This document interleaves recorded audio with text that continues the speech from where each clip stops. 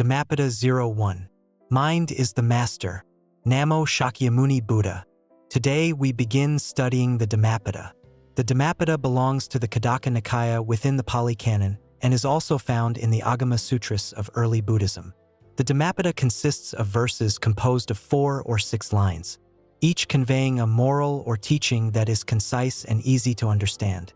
Because of this, the Dhammapada is widely disseminated throughout the world. It seems that almost every country has translations of the Dhammapada. Except some Islamic nations, the Dhammapada is straightforward. For example, today we will study this verse. Mind precedes all mental states. Mind is their chief. They are mind-made. If one speaks or acts with an impure mind, suffering follows him like the wheel that follows the foot of the ox. The second verse is the opposite. Mind precedes all mental states. Mind is their chief. They are mind-made. If one speaks or acts with a pure mind, happiness follows him like a shadow that never departs. Each verse is easy to comprehend, which is why it is popular. Some sutras are more complex and require explanation, which can make people hesitant to approach them. Wise individuals are inclined towards understanding these deeper meanings, while those without wisdom may not be interested. However, the Dhammapada is simple and universally understood. It is direct, and everyone can appreciate it. Nonetheless, the depth of understanding of the Dhammapada depends on how it is elaborated, revealing different levels of comprehension. The Pali term for Dhammapada is Dhammapada. Here, Dhamma means Buddha's teachings. The simplest meaning of the Dhammapada is verses of the Buddha's teachings. Another meaning is steps toward the truth. These verses are concise teachings of the Buddha, often spoken in response to specific events rather than spontaneously. Therefore, when studying the Dhammapada, it is common to listen to related stories that make the teachings clearer and more relatable. Otherwise, it may be difficult to grasp the full meaning. We begin by studying the following verse. The mind is the forerunner of all actions. If one speaks or acts with an impure mind, suffering will follow, just as the cart follows the ox that pulls it. This passage is quite easy to understand, isn't it? It means that the mind is the root of all things. If we want to speak or act, the mind must come first. The mind must decide before we speak. If we wish to curse someone, the mind must first arise, and then it directs the mouth. If we wish to hit someone, the mind must direct the hand for us to strike. Therefore, the mind is the forerunner of all actions. But if the mind is impure, it is certain that words will be harmful, actions will be harmful, and the resulting consequences will also be negative. The story unfolded as follows. During the time of the Buddha, there was a family blessed with 2 children. The elder son later became a monk under the Buddha and took the monastic name Kakupala. The family of these 2 brothers was very wealthy, leaving a large inheritance for them. However, after meeting the Buddha, the elder brother was so deeply inspired that he decided to renounce all worldly possessions and join the monastic life, leaving all the wealth to his younger brother. Venerable Kakupala, after ordaining under the Buddha, was extremely diligent in his practice, maintaining strict discipline and living as a true ascetic, a shining example of monastic conduct. Once, as the rainy season was approaching, Venerable Kakupala led a group of monks to seek a suitable place in a distant village for their retreat. The Buddha agreed, and Kakupala, along with a group of monks, traveled to a remote area near a forest and some scattered houses, not too far from the village, where they could go for alms. During a gathering, Venerable Kakupala advised his fellow monks to be diligent in their practice throughout the 3-month retreat and to each make a vow to maintain their diligence accordingly. The other monks also expressed their commitment to follow a schedule and strive in their practice. Venerable Kakupala declared that he would observe only 3 postures: walking, standing, and sitting without lying down, to maintain his diligence throughout the retreat. His determination was unwavering, and from that point on, he never lay down. Even when sleeping, He did so sitting up or while walking or standing to keep his mindfulness sharp. We have heard that there are some ascetics who undertake such austere practices, refraining from lying down for two main reasons. First, because they possess extraordinary health, and second, because they are highly diligent. Why? Because they believe that lying down can make the mind become slightly drowsy, so they choose not to lie down, observing the three postures to keep the mind always alert and under control. These are extraordinary examples of diligence that are rare in this world. Venerable Cacupula was such a person. His iron will led him to vow not to lie down, and after some time, his eyes became afflicted. The reason was unknown, as other monks who made similar vows did not suffer the same fate. His eyes began to redden and swell, making it difficult for him to walk or go for alms, and he eventually needed assistance. Later, the villagers learned about his condition and brought a doctor specializing in eye treatments. After examining him, the doctor said that the ailment was not severe and could be treated. He advised that before sleeping, Venerable Cacupula should put the medicine in his nose, as it would travel up to the eyes gradually, because applying it directly to the eyes was not recommended. In those days, they had very sophisticated medical knowledge. A week later, the doctor returned and saw that Venerable Cacupula's eyes were still swollen. Surprised, he said, "Your condition and my medicine are supposed to be effective, but it seems that you did not follow the instructions, which is why it hasn't healed." He sat down and asked if the Venerable had been lying down after applying the medicine. Venerable Cacupula remained silent, not answering. The doctor pressed on, asking repeatedly, and finally discovered that the Venerable had not been lying down. The doctor then said, "If you don't lie down, the medicine cannot flow from the nose to the eyes, and the disease cannot be cured. So, I'm at a loss. My medicine works for anyone, but if you refuse to lie down, it's no longer my responsibility." With that, he left, determined and firm. Venerable Cacupula also did not relent in his practice, so the medicine could not reach his eyes, and the other applied treatments were ineffective. As a result, he went blind. In the old chronicles, it is mentioned as a consolation that he attained enlightenment. However, when we revisited that account, we had doubts. We do not believe he attained arahantship, as the signs that follow do not clearly indicate someone who has reached that state. It is possible that he attained one of the other three stages of sainthood: streamenter, sotapanna, once returner, sakadagami, or non-returner, anagami.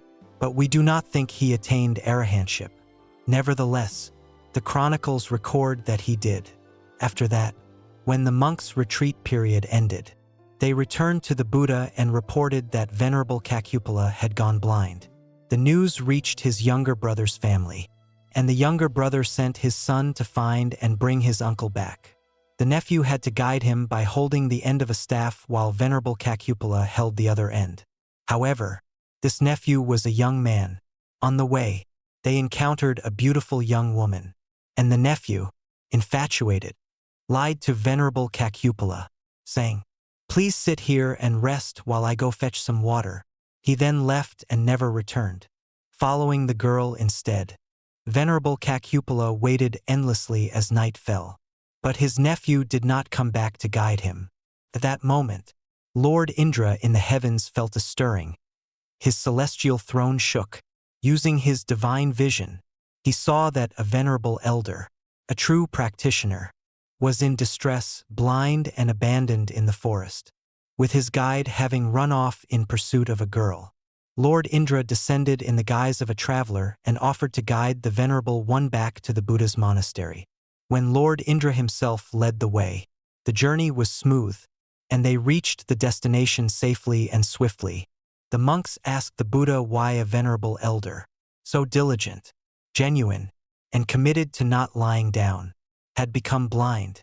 The Buddha then recounted the past karma that led to this situation. The Buddha recounted that long ago, in ancient times, there was a woman with 3 sons. After her husband passed away, she had to raise her children on her own. the woman became blind, and a physician came to treat her. She told him that she was poor and had no money to pay him, but if he could cure her blindness, she and her children would serve him for the rest of their lives as repayment. The physician agreed, and being skilled at his craft, he applied medicine to her eyes. A week later, her vision was restored. However, after she regained her sight, the woman broke her promise. She thought it was too great a sacrifice for her and her children to serve the physician for life just because he had treated her eyes. Realizing that she had reneged on her promise, the physician became angry and told the woman he would apply additional medicine to further improve her eyesight.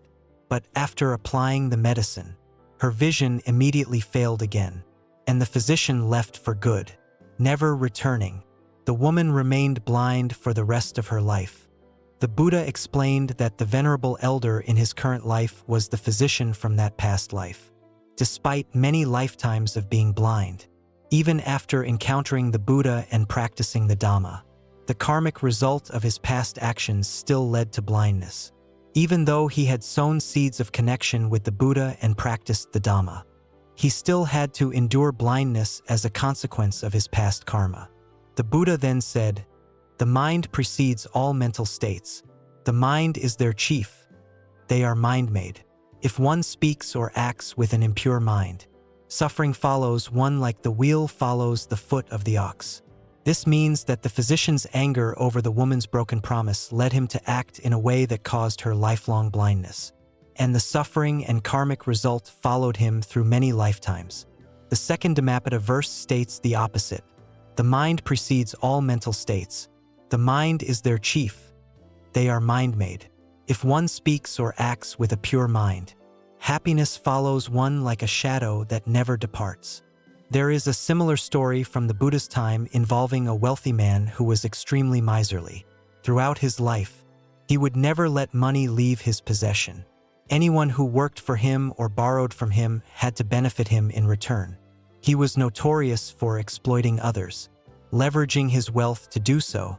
This man had an only son named Mathakandali, whom he loved dearly, but despite his affection, he was unwilling to spend money, even on his own son.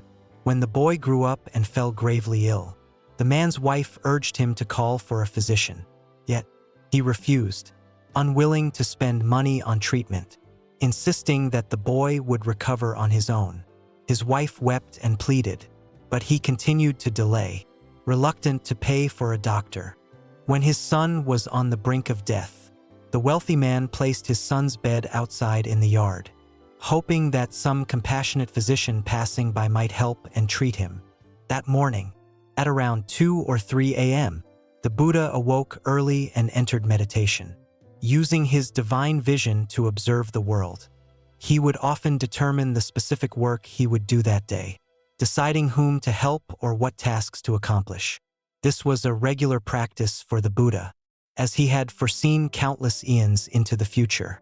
But each day, he would reevaluate and plan his activities accordingly, whether he would go for alms, visit someone, or stay at the monastery to await a visitor. He always knew and arranged his day in advance. On this day, as he meditated, he saw that the son of a miserly householder was near death but had a karmic connection to him, meaning the Buddha could guide him. Therefore, instead of going elsewhere for alms, the Buddha took his alms bowl and walked towards that family's home. When he arrived, the young man was lying with his face turned away and did not see the Buddha. The Buddha pretended not to notice but used his divine powers to emit a radiant light. The young man, lying there in sadness and feeling abandoned, suddenly noticed a brilliant light behind him. He sighed softly and turned over. Opening his eyes, he saw the Buddha approaching slowly from a distance. Behind him were the monks, resplendent and dignified, and the Buddha himself shone like 1,000 suns, appearing like a magnificent mountain adorned with jewels. Though the Buddha had not yet spoken a word, the sight of him walking slowly, majestically, with the grace and power of an elephant king treading on clouds, was awe-inspiring. This is how the Buddha's gait could be described: like an elephant king walking on clouds, powerful yet gentle, seeing this figure approach, glowing like countless suns and resembling a mountain adorned with gems. The young man was deeply moved. His heart was filled with profound reverence, and he could not utter a word. In his heart, he silently offered, "I give my utmost respect to you, O Lord." The strong emotion of devotion filled him, and he passed away shortly thereafter. Upon his death, he was immediately reborn in the heavenly realm solely due to the merit of his absolute reverence for the Buddha at the last moment. Throughout his life, he had not accumulated much merit because his father never allowed him to spend money on anything, and without spending, he had no opportunity to do acts of generosity. Therefore, he had little accumulated merit. But in that one final moment of seeing the Buddha and feeling absolute reverence, he was reborn in the heavenly realm instantly. Today, if we revere the Buddha with absolute devotion, we too can generate great merit. But have we truly revered the Buddha with absolute devotion? No. Why? Because of this, all that we know about the Buddha, all that we understand about the Buddha, comes through the intermediary teachings of our respected monks. The monks cannot fully convey it, and through the medium of statues carved by sculptors, no one can capture the beauty of the Buddha, radiant like 1,000 suns. Therefore, we are unable to directly behold the Buddha to evoke absolute reverence. Even so, we should make a vow in our hearts to revere the Buddha with absolute devotion. Let us make such a resolution, for who knows, after many years and months of persistent intention, we may achieve a heart filled with absolute reverence for the Buddha. If that happens, we are assured that in countless future lives, we will never fall into the realms of suffering. Our path ahead will be an open road, always leading to happiness and nobility. It may be that today, as we kneel before the Buddha for the first time and vow to revere him absolutely, we don't yet have the same emotion as that young man. We won't feel that profound emotion. But if we continue to nurture this intention day by day, year after year, there will come a time when we too will attain that absolute reverence for the Buddha, ensuring that we will never descend into an evil realm. When we leave this body, we will go to a place of immense happiness and peace. That is certain. Returning to the story, when the father came out to see if anyone had come by to treat his son for free, he discovered that his son had died. He wailed and lamented, but soon after, he suddenly came to his senses. He realized that he would now have to spend money on a coffin, which made him stop crying immediately. He began thinking of ways to avoid spending money on a coffin. Later on, the Deva Mathakundali, now dwelling in the high heavens, looked down and saw his father, still miserly and stingy, and felt pity for him. So, he appeared to his father to explain and advise him to develop a kind heart. The father then realized that his son had indeed been reborn in the heavenly realm. He asked how it was possible that his son had been reborn there, and Mathakundali replied that it was solely due to the moment of absolute reverence he felt for the Buddha at the time of his death. The story was such that later, the monks heard about it and asked the Buddha, who confirmed it was true. This young man had not done much in his life, but in the final moments of his life, he directed all his emotions to revere the Buddha, and thus was reborn in the heavenly realm. It was on this occasion that the Buddha spoke the second verse of the Dhammapada. If our hearts are filled with unethical thoughts, it is certain that such a person will always speak improperly and act wrongly, resulting in constant and troublesome consequences, just like the physician who, out of anger, applied the medicine that caused blindness to the woman, and throughout many lifetimes, he suffered the karmic result, being blind halfway through his life in each reincarnation, until even in the life when he reached enlightenment, he still had to pay that karmic debt one last time. It is very frightening. Thus, we see that if anger remains in our hearts, we will inevitably do something wrong. If selfishness lingers in our hearts, wrong deeds will follow. For example, some drivers narrowly escape accidents. There might have been a moment when they almost hit another vehicle, but a miracle prevented the accident, a sudden brake or quick maneuver. Why is that? Typically, no driver wishes to cause an accident. But in reality, some drivers harbor anger. When they drive and encounter careless or reckless drivers, they feel annoyed. No one can hear these thoughts, but the intention has already taken form in their mind. The anger is there, and one day it might lead to an accident.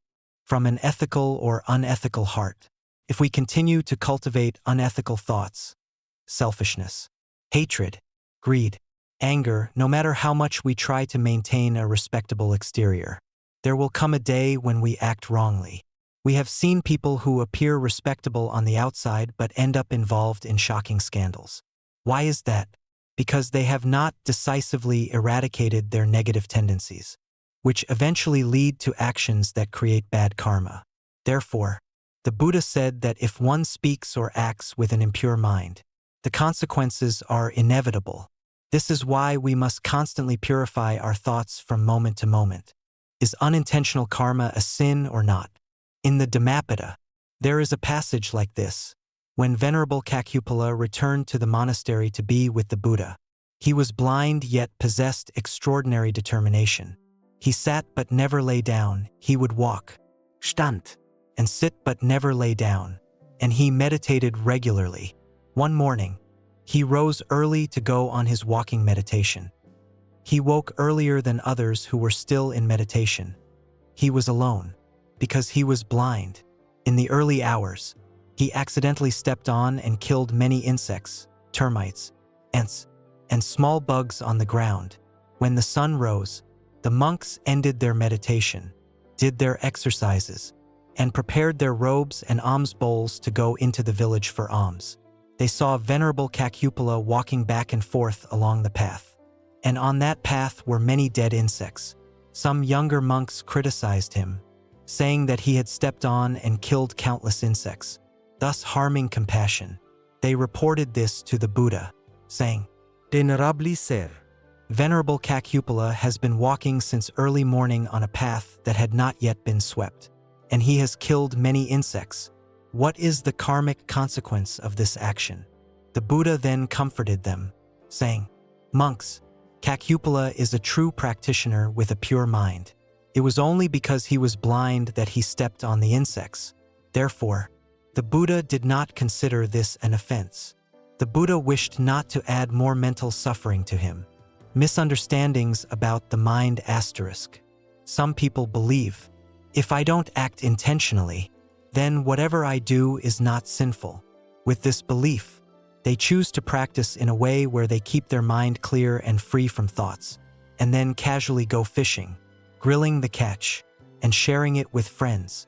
When others question them, asking why they, as a follower of Buddhism, engage in fishing and killing, they reply that their mind is empty and they aren't thinking, so they are not committing a sin. This notion is completely wrong because they do have the intention of fishing, which leads to the act of fishing. In ancient times, Venerable Nanyue practiced in a temple on a high mountain. One day, he decided to descend the mountain to visit a layman who was a wealthy householder. When he entered the gate, the household members were already lined up to welcome him, and a feast had been prepared. He asked, "I did not tell anyone that I was coming, so how did you know to receive me?" The householder respectfully replied, "Venerable Sir, last night the local guardian spirit appeared and informed me that you would be visiting this morning." At that moment, Venerable Nanyue lamented, wondering why his practice lacked spiritual power, allowing the guardian spirit to see his intentions. But the truth is, this is not unique to Venerable Nanyue. Even the Buddha himself, whenever he did something, had an intention, and such an intention could be perceived by others. As recounted in the scriptures, during the early days of his teaching, the Buddha had attendants, but some of them were distracted and did not always attend to him diligently. As the Buddha grew older, he needed a more attentive attendant. One day, when the Sangha was gathered, the Buddha said, "Today, the Tathagata wishes for a good attendant to care for him, as the Tathagata has grown old." The Buddha spoke these words and then remained silent. At that moment, Venerable Moggallana focused his mind and looked into the Buddha's thoughts to see whom the Buddha wished to choose. He saw that the Buddha had chosen Venerable Ananda. Afterward, Venerable Moggallana stood up, approached Venerable Ananda, and said, "Venerable Sir, for the well-being of the Blessed One, please kindly accept the role of attendant on behalf of the Sangha and serve the Blessed One. Therefore, from now on, we do not need to scrutinize whether our desires are good or bad. Instead, we only need to observe this. When we see others happy and successful, does our heart feel joy or sadness? If our heart feels joy, then it is already good." We have studied the first verse of the Dhammapada, which states, "The mind is the forerunner." Through this verse, we understand that it is from this leading mind that we create karma. And due to creating karma, we must bear the consequences and cycle endlessly in samsara. We have analyzed the mind more deeply through various aspects and elements, thereby understanding the reasons behind each word and action of our own. While we may have often heard about creating karma and facing retribution, understanding how intention leads to karma and how this intention is formed is something few have heard or known. Thus, through the first verse of the Dhammapada, we have analyzed this meaning in greater depth. Additionally, we have gained more insight into the nature of unintentional actions that create karma and their consequences, allowing us to be more mindful of the hidden thoughts within our minds. It is hoped that through this understanding, all our words and actions will originate from pure and righteous intentions. May everyone always be happy, like a shadow that never leaves its form. Through hearts full of love and respect for others. Answering questions from Buddhist devotees. Question 1.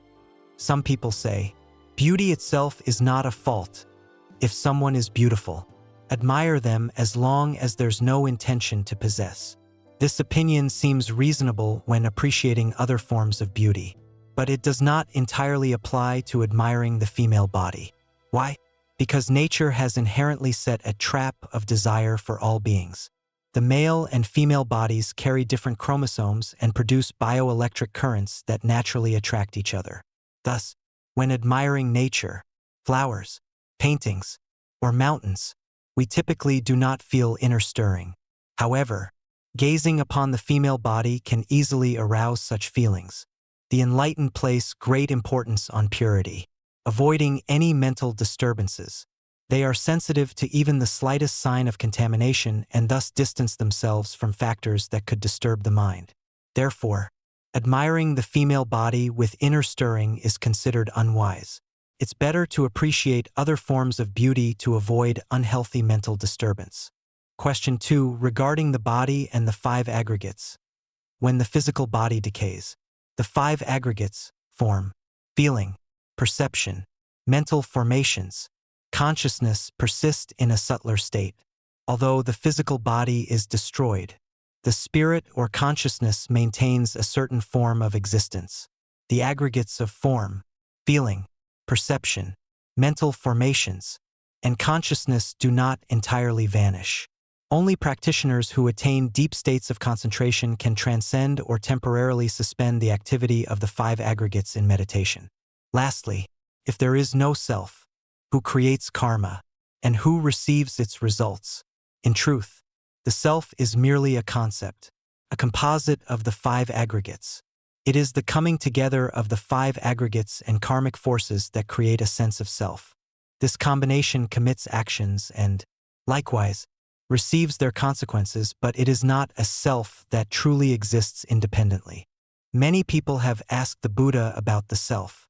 He taught that the self is essentially an illusion. We have an illusory self, a feeling of I created by the combination of the 5 aggregates.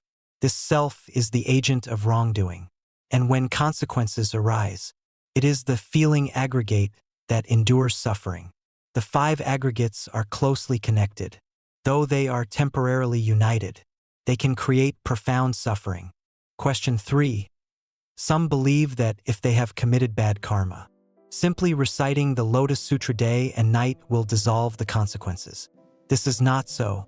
The Buddha taught that even with recitation, when karma has ripened, the consequences must still be endured. Reciting sutras helps calm the mind and can accumulate additional merit, but it cannot erase all karmic consequences. Question 4. In the matter of prayer, if a person lacks past merit and has no virtue, then even prayer will yield no result. Conversely, if someone is virtuous but lacks past merit, they can draw upon current merit and create new merit to make up for it. Question 5. Some people face negative public opinion not because they are bad but due to envy and jealousy. This may also be a result of past karma. For example, if in a past life they were warriors who killed on the battlefield, those individuals could become enemies in this life, attacking their reputation rather than through violence. Those who fought on the battlefield often reincarnate with many enemies who seek to tarnish or criticize their reputation. Question 6. When a mother gives birth, raises, and sacrifices much, if her child ordains for liberation, is it ungrateful since they haven't repaid their mother's kindness? The answer is that if one does not practice earnestly, it is indeed ungrateful. But if one practices diligently and attains merit, dedicating merit to their mother, she will receive the blessings, which is also a way of showing filial piety. Question 7. Another question concerns the meaning of self-effort, songfu, and meritorious deeds, songkwa, in practice, and why self-effort does not bring merit, while meritorious deeds do. Self-effort consists of personal practices, such as reciting sutras, meditating, and training the mind. Self-effort helps practitioners cultivate themselves, but since it is solely focused on oneself, it does not directly generate merit. Meanwhile, meritorious deeds include work that benefits others, such as cleaning the temple, cooking, or washing dishes, actions that help others have a clean place and food. Meritorious deeds generate benefits for others, thus creating merit. However, self-effort can indirectly generate merit. When one practices earnestly, they set a good example for others, inspiring them to avoid wrongdoing. In this way, self-effort, though technically non-meritorious, still generates merit through the positive influence it leaves on others. Wishing all Buddhist devotees health and peace. Namo Sakyamuni Buddha.